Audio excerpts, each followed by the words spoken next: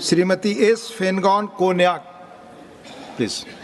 Honorable Deputy Chairman, sir, through you, I'd like to ask the Honorable Minister as to when and why the Northeast Special Infrastructure Development Scheme was started and the amount allocated to Nagaland under NICIDS, NEC and PM Divine for the current year.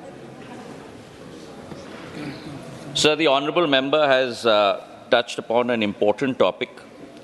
NECIDS has two parts to it. There is NECIDS roads and there is NECIDS other than road infrastructure.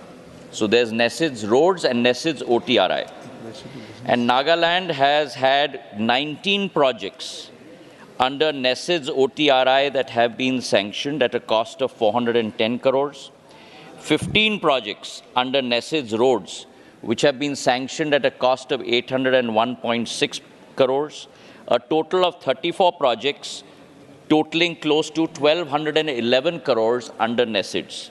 In addition to that, under PM Divine, an additional 2 projects worth 312 crores have been sanctioned, and a total allocation has been done to Nagaland, sir, of close to about 201 projects, totaling almost 2,200 crores over the last 10 years. Honourable Mr. Question hour is over.